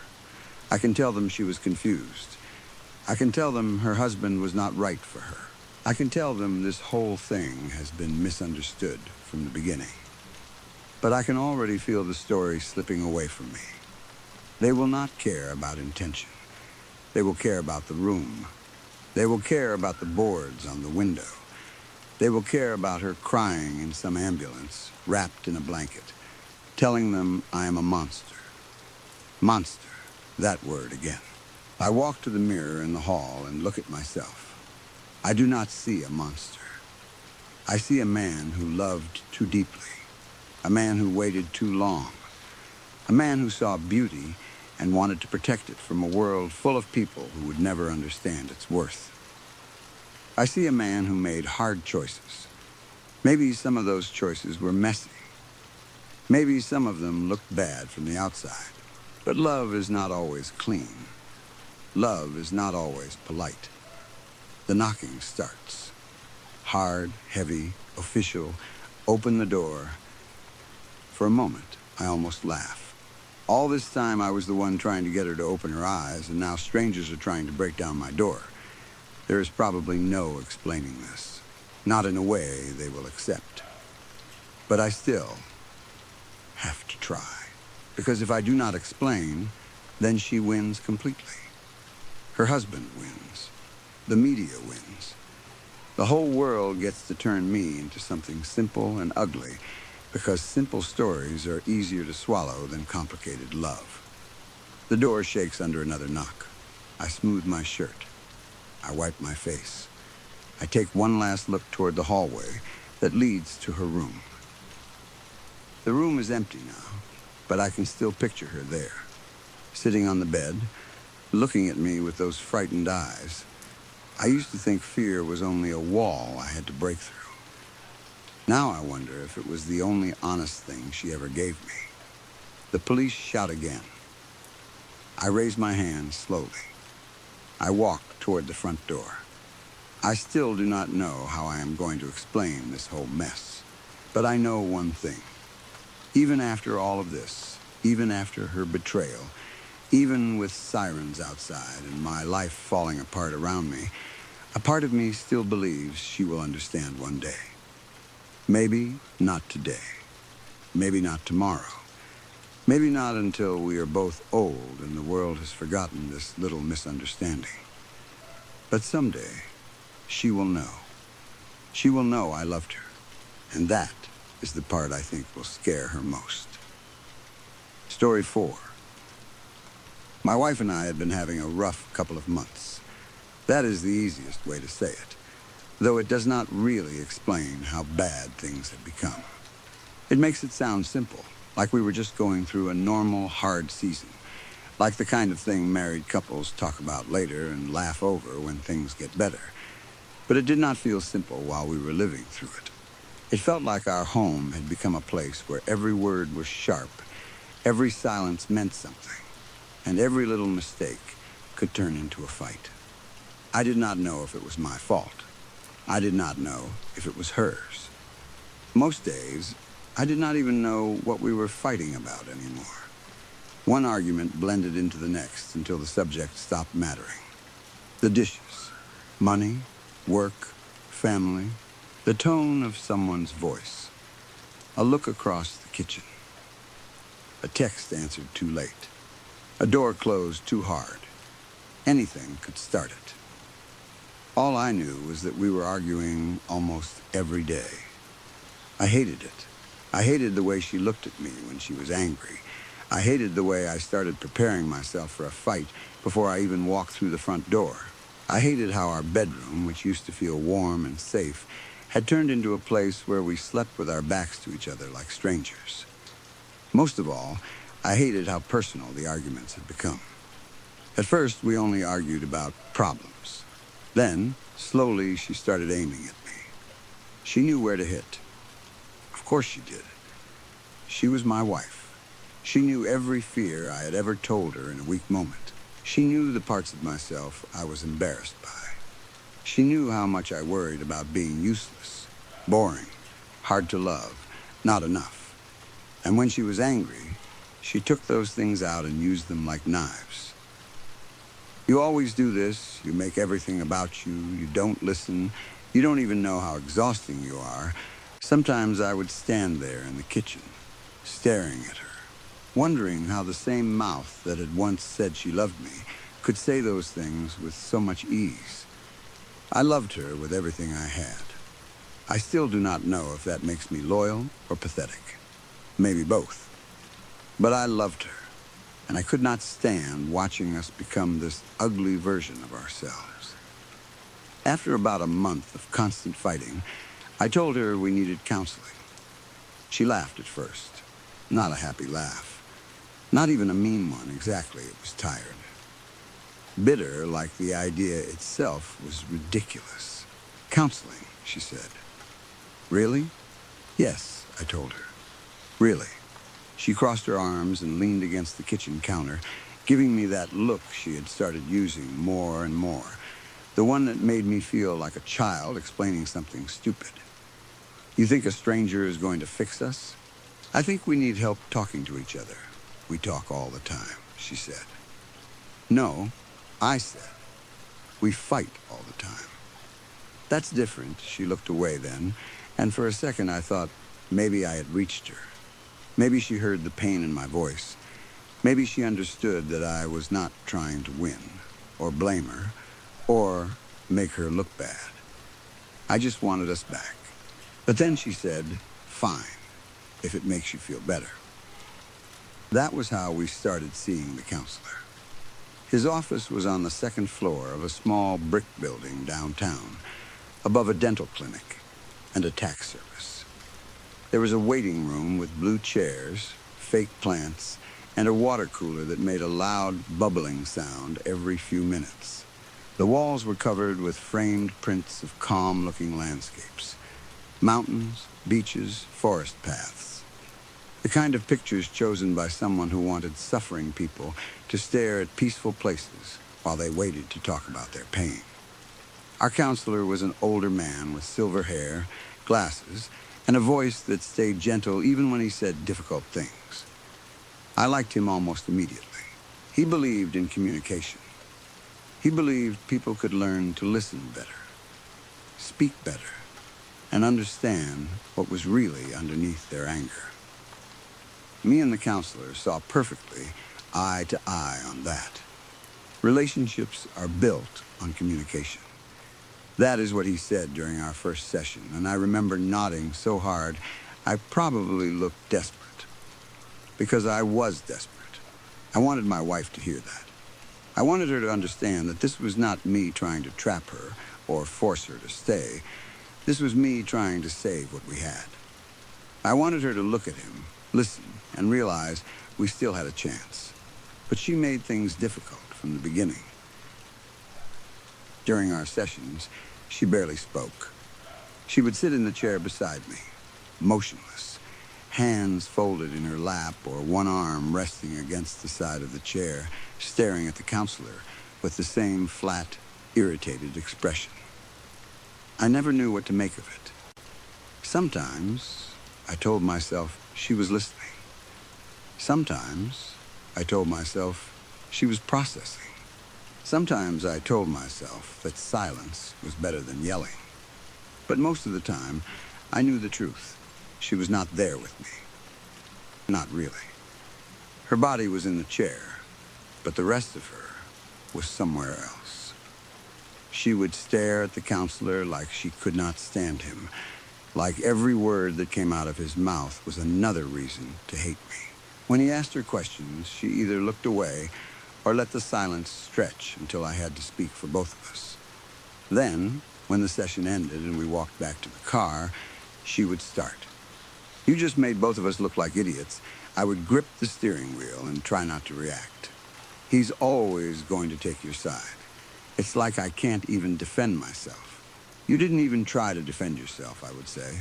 There it is, she would snap. That's exactly what I mean. You want me to talk, but only if I say what you want. And then came the sentence that hit me worse than anything else. This is all so pointless. Why can't you just accept that maybe we're over? Over? That word stayed with me. It followed me around the house. It sat beside me while I brushed my teeth. It whispered from the passenger seat of my car. Even on days when it was just me talking to the counselor, her voice stayed in my head, shaking those words around like dice in a cup. Maybe we're over. She always sounded so sure when she said it. Confident. Not confused, not grieving, not afraid. Just done. Confidently done with our marriage. And of course, I was the one being left behind. I was the one still holding on. I was the one standing in the ruins, trying to put bricks back together while she looked for the nearest exit. God, I fought so hard. I fought harder than I have ever fought for anything in my life. I tried to be patient. I tried to listen. I tried to use the tools the counselor gave us. I used I feel statements. I paused before responding. I asked her what she needed. I apologized for things I did not fully understand, just because I thought maybe that would soften her. I just wanted us to be happy again. I wanted our house to feel like home again. I wanted to hear her laugh in the living room. I wanted to wake up and feel her leg against mine under the blanket. I wanted to cook dinner without wondering if the sound of a cabinet closing would start a fight. And I hate to admit it, but after a few months, I realized something. Maybe she was right. Not about us being over. No, I could not accept that. But she was right about the counselor. He did always seem to take my side. At first, I liked it. I am ashamed to say that now, but I did. After weeks of feeling like the enemy in my own marriage, it felt good to have someone nod when I spoke. It felt good to have someone say, "That sounds very difficult," or "It makes sense that you would feel hurt." I needed that. I needed to feel like I was not crazy, not cruel, not the villain she made me feel like. But after a while, it started to feel wrong. He would ask me direct questions about her while she was sitting right there beside me. How do you think she feels when you say that? What do you imagine she needs from you in those moments? What do you wish she would understand? He would say these things without looking at her. Sometimes he barely acknowledged her at all. She would sit beside me, silent and stiff, and he would keep his focus on me as if I were the only person in the room. Once I noticed it, I could not stop noticing it. And that realization brought some uncomfortable questions with it. Was I making the sessions all about me? Was I talking too much? Was I using counseling to prove I was right instead of trying to heal the marriage? Was I failing her even here, in the one place where we were supposed to be equal? I started feeling inadequate in a new way. Not just as a husband, but as a patient. As strange as that sounds, I felt like bad product, like I was not doing my job correctly, like the counselor was watching me with growing disappointment because I could not pull the right answer out of my own chest. My wife told me that too, in her own way. "You love it in there," she said one night after a session. I was standing at the kitchen sink rinsing a glass. "I do not love it," I said. "Yes, you do. You love having someone agree with you. That is not what is happening." She gave a small laugh. "Sure." I turned around. "Then talk.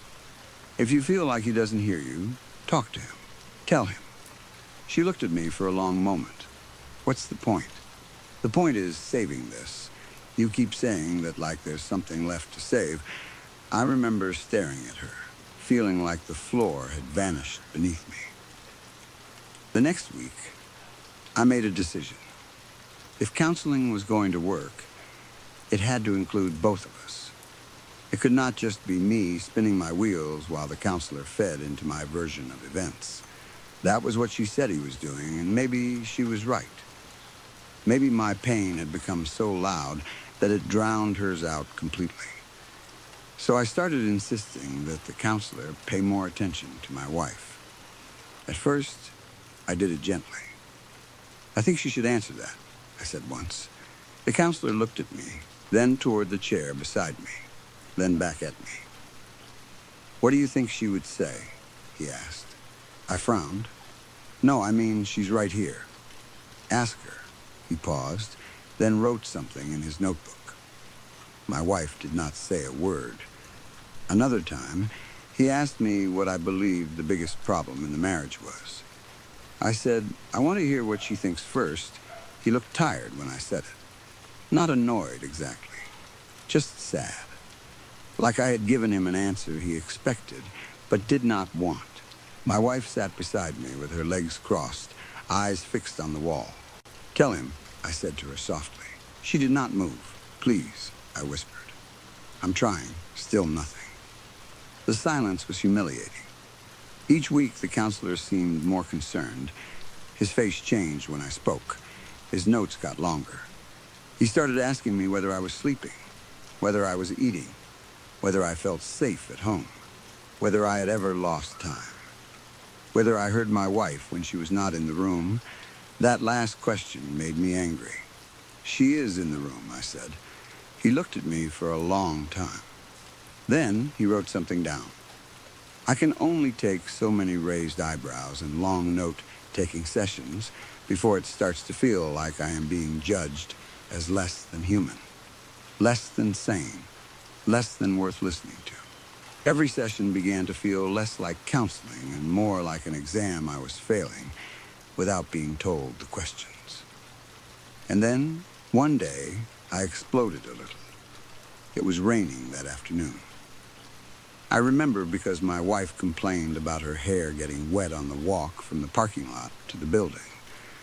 She had always hated the rain unless she could stay inside and watch it from a window. She sat beside me in the counselor's office with her head propped against her palm, elbow on the chair's armrest, wearing that same look she always wore there. "I really don't want to be here." The counselor was talking about patience, about staying strong, about how healing was not always direct, about how some people only reach the other side after they stop trying to force the journey to look a certain way. Normally, I would have nodded. I would have taken it in. I would have tried to be the good husband, the good client, the man who wanted to get better.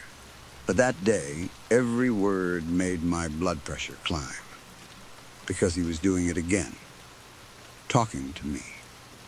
Only me, like she was not sitting right there. He said, "You have to stay strong enough to come out on the other side of this."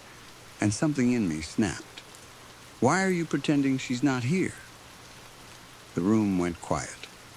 The counselor stopped speaking mid-thought. His pen hovered above the notepad. My wife did not move beside me. I pointed toward her. "She is right here," I said. "Right here, sitting beside me. You keep asking me what she thinks and how she feels instead of asking her." The counselor stared at me over his glasses. For a moment, he said nothing. That silence again. That same careful, heavy silence people use when they want you to hear yourself. I hated it. Finally, he removed his glasses and dropped them into his lap. Then he pinched the bridge of his nose and sighed. "Oh, I'm sorry," I said, my voice sharper than I intended. "Am I bothering you?" "No, son," he said quietly. "You're not bothering me at all." He looked up at me. "I just feel bad for you," I laughed once. It came out ugly. "Feel bad for me?" That doesn't seem like a very professional thing to say, does it, Doc? "No," he said. Maybe it isn't. He looked older in that moment, more tired than I had ever seen him. But I have sat here and watched you talk to yourself about a woman who is not there for the last 5 months. Forgive me for feeling a little unprofessional. The room seemed to drop away from me. For a second, I did not understand the sentence. I heard the words, but they did not connect. A woman who is not there. I turned to my wife.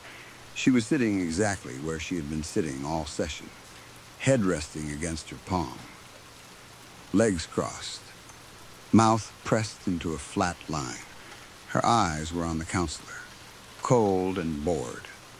"She is right there," I said. My voice sounded strange. The counselor did not look at her. He looked only at me. "She's not," he said gently. I pointed harder, my hand shaking. "She is right there. I know that is what you see, no," I said. "No, don't do that. Don't talk to me like I'm crazy. I am not trying to hurt you. She is right there." My wife finally turned her head toward me. Her expression had changed. The bored look was gone. Now she looked almost amused. "See?" she said softly. "I told you he would take your side." I stood up so fast the chair scraped backward. The counselor flinched. "You heard that," I said. He rose slowly from his own chair, holding one hand out as if I were a frightened animal. "I didn't hear anything," he said. "She just spoke." He shook his head. "No one spoke but you," my wife smiled. It was small at first. Then it widened. Not enough for the counselor to notice, because he was not looking at her. But I saw it. I saw the corners of her mouth stretch just a little too far. I saw the skin around her cheeks pull tight. I saw her eyes stay flat and cold while the smile grew. "Sit down," she said. I did. Not because I wanted to, because my knees gave out. The counselor moved toward the phone on his desk. "I think we should call someone," he said. "No," I said quickly. "No police. No ambulance. I'm fine. You are not fine." My wife laughed. It was quiet, almost under her breath. The sound made something inside me shrink. I looked at her, really looked at her, and for the first time in months, I noticed something I should have seen long before. She was wearing the same clothes she had worn to our first session. The same cream sweater, the same black jeans, the same small gold necklace. Her hair was styled the same way. Her makeup had not changed. Not once in 5 months. I tried to remember her getting dressed that morning. I could not. I tried to remember her eating breakfast. Nothing. I tried to remember her opening the car door, stepping into the rain, walking beside me through the parking lot. The memories were there, but they were soft around the edges, blurry, like dreams I had forced into the shape of real life. The counselor spoke again. "Tell me where she is," he said. "Right now. Tell me exactly where you see her." I swallowed. "In the chair. What is she doing?"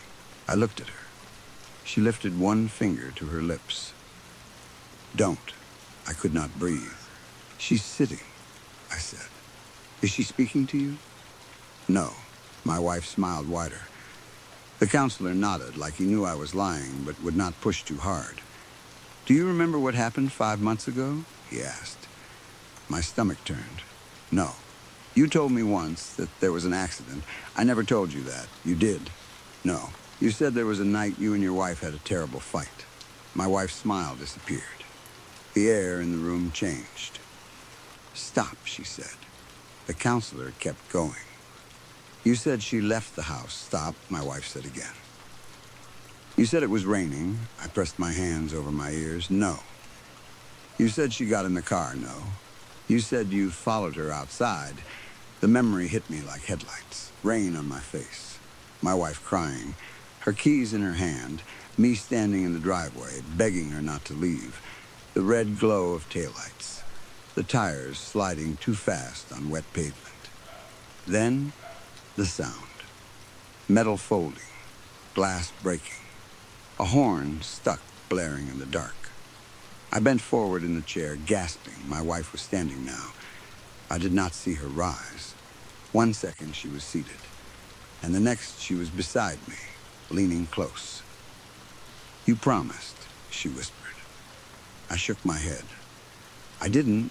You promised you wouldn't let me be alone." The counselor's voice came from far away. "Stay with me. Look at me. But I could not look away from her. Her face had changed again. The anger was gone. The boredom was gone. She looked hurt now. More hurt than I had ever seen her. Her eyes shone with tears, but they did not fall. I was scared, she said. And you let me go. I tried to stop you. You let me go. I'm sorry, I whispered. The counselor stepped closer.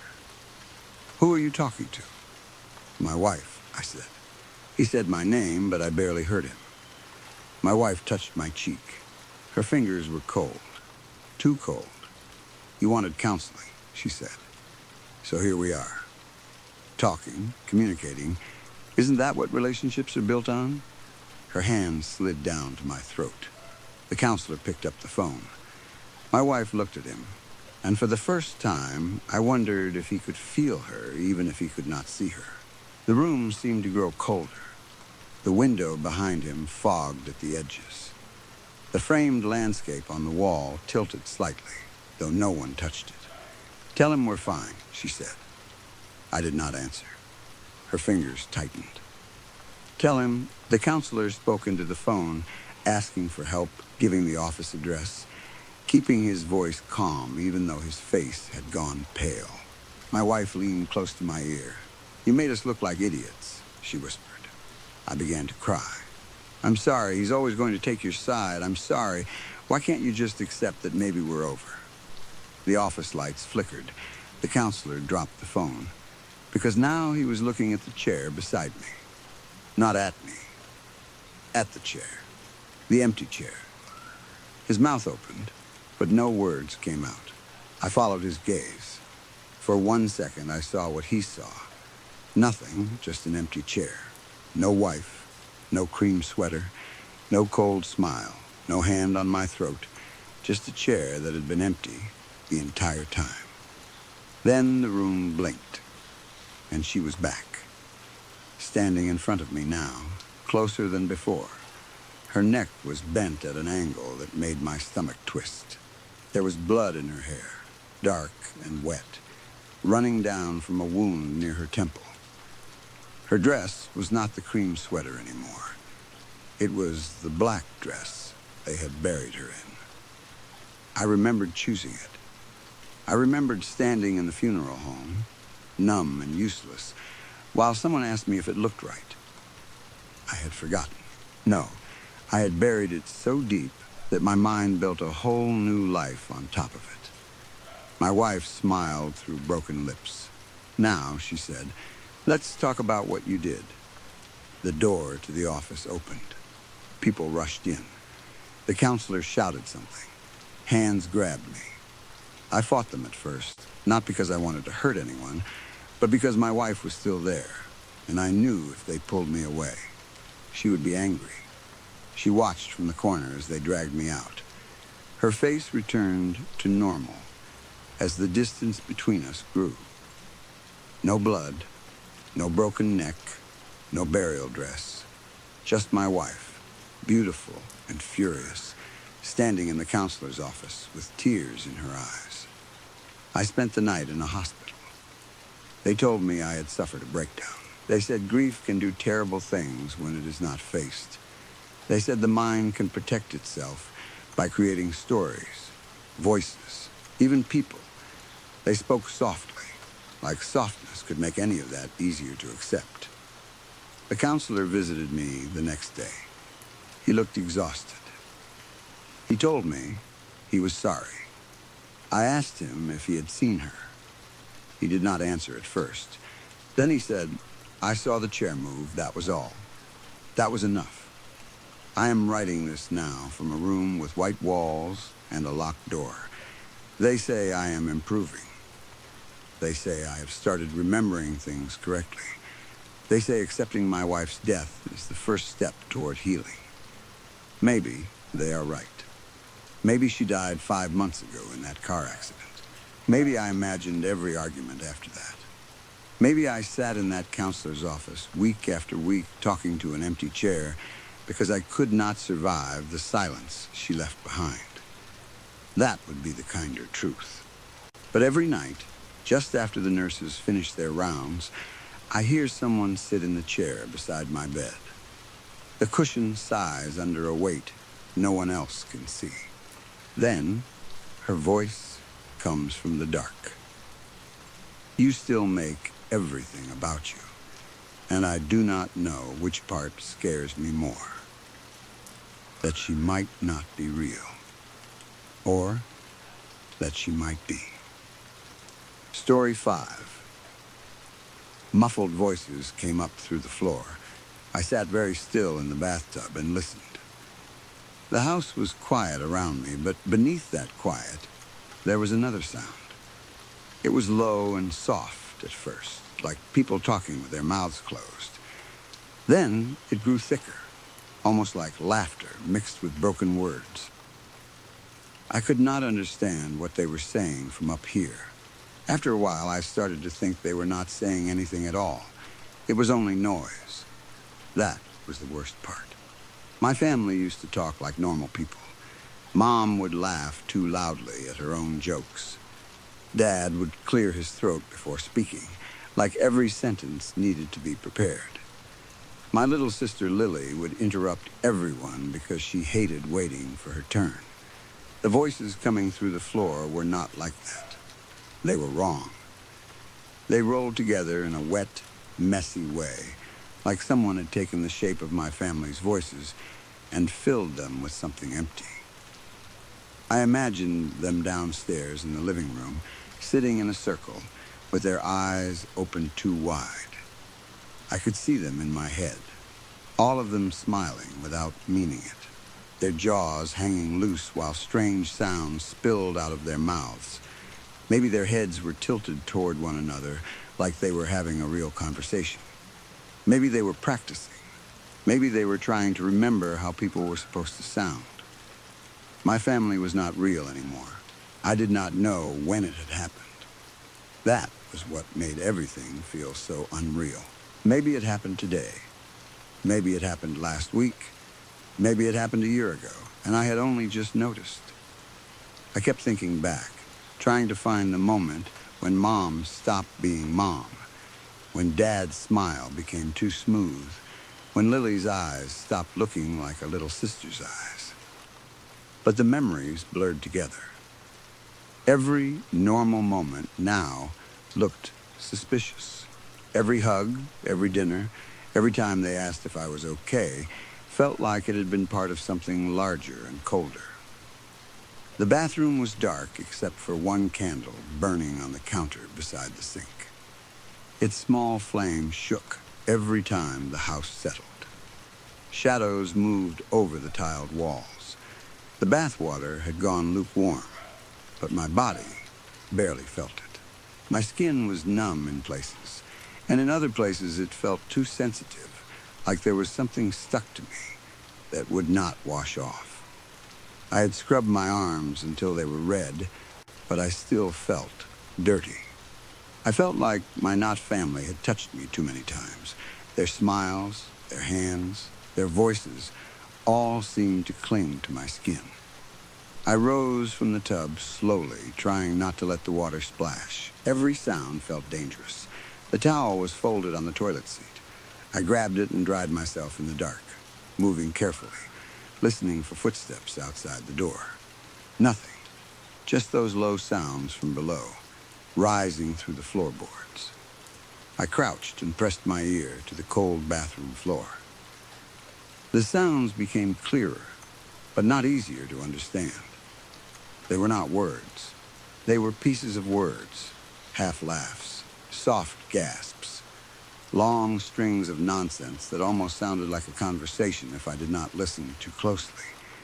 Their voices kept sliding into one another. Sometimes Mom's voice rose above the others, sweet and bright.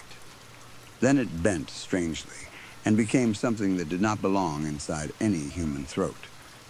Dad's voice came next, deeper, steady, too steady. Lily's little voice jumped in and out like a broken recording. They tried to keep up appearances when I was around. That was what scared me most. They knew what they were supposed to do. They knew how a family should act. They smiled at me, touched my shoulder, asked me if I had eaten enough. They wanted to sit close. They wanted to watch me. They wanted to make sure I did not leave the room for too long. When I was near them, they acted warm and loving. Too warm. Too loving. Mom would come up behind me and wrap her arms around me while I stood in the kitchen. Dad would clap me on the back and ask about school, even though he never seemed to care about the answers. Lily would sit beside me on the couch and stare at my face instead of watching the television. If I moved, their eyes moved with me. If I said I was going upstairs, the whole room would go still for just half a second before they answered. A couple of hours earlier, when I came upstairs to take a bath, they had followed me. They stood outside the bathroom door, whispering. I could hear them through the wood. I could not understand the words then either.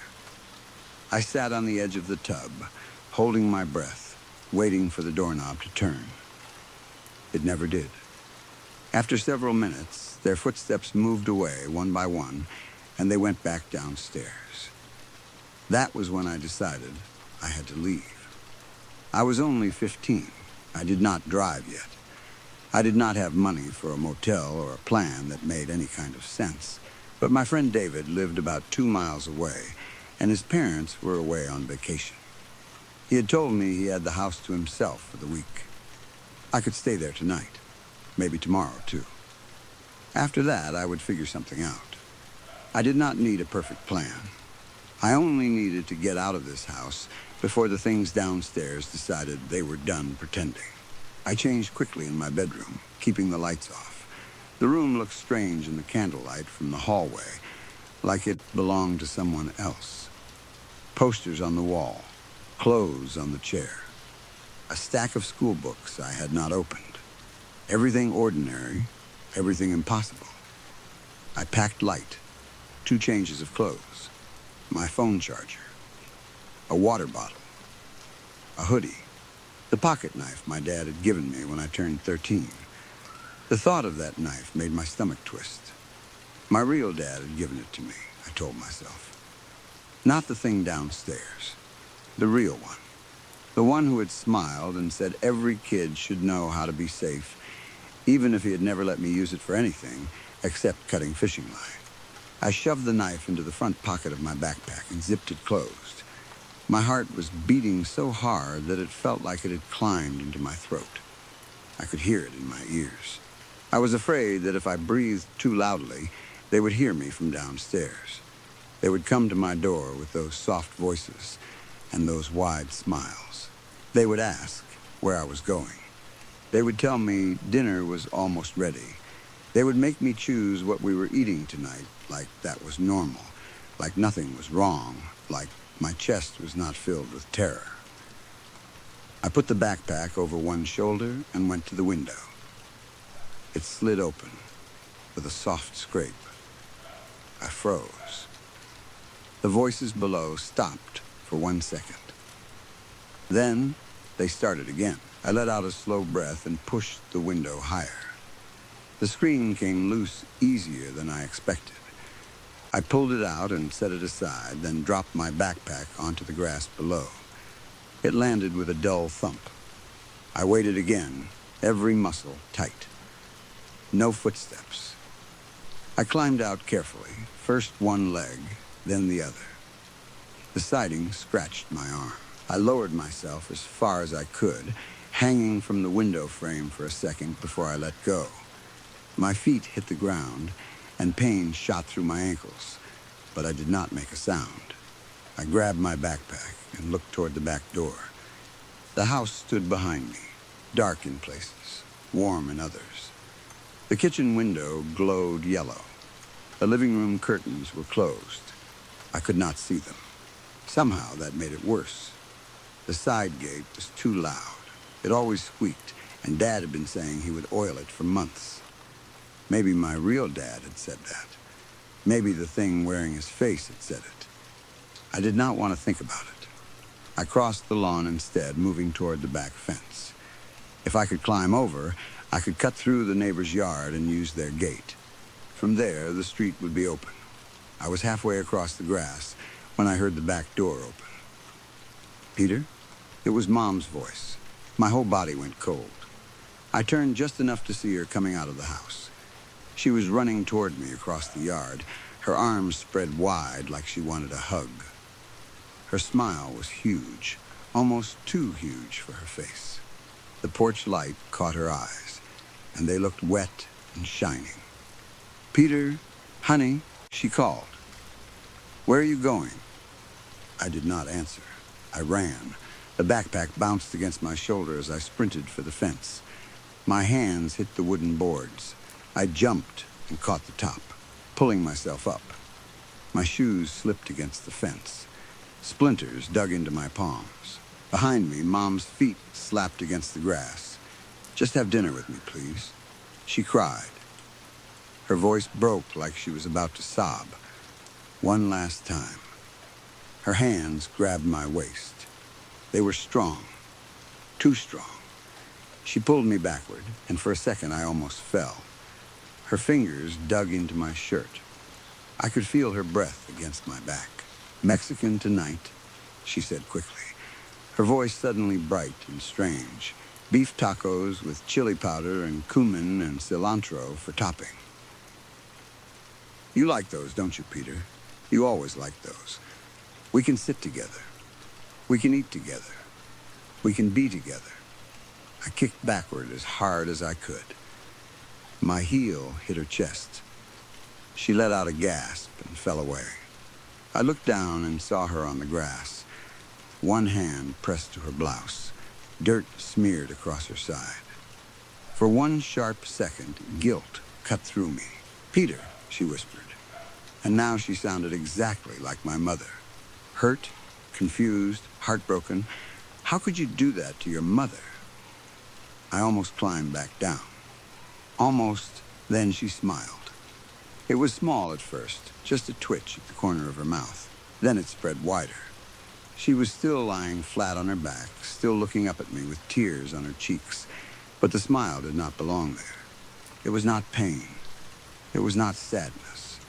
It was a mask slipping back into place. That thing was not my mother. I pulled myself up the rest of the way. Before I dropped over the other side, I looked back once more. Dad and Lily were standing on the back porch. They were both smiling at me. Dad had one hand raised like he was waving. Lily's head was tilted slightly to the side. Neither of them tried to run after me. They only watched, still and silent, as if they knew something I did not. I swung my leg over the fence and dropped into the neighbor's yard. My knees bent hard under me, but I kept moving. I crossed their lawn, opened their gate as quietly as I could, and stepped out into the street. For the first few minutes, I ran. Then my lungs started to burn, and my side cramped, and I slowed to a fast walk. I kept looking over my shoulder. Every shadow behind me looked like a person. Every car that passed made me flinch. But no one followed. The street looked normal. Houses with porch lights, a dog barking behind a fence, a man washing his car in a driveway, kids riding bikes near the corner. The normal world was still there. That should have made me feel better. It did, a little. The steady sound of afternoon traffic helped calm my breathing. There were people at the park when I passed it. A birthday party, maybe, balloons tied to a picnic table, children running across the grass, a woman laughing as she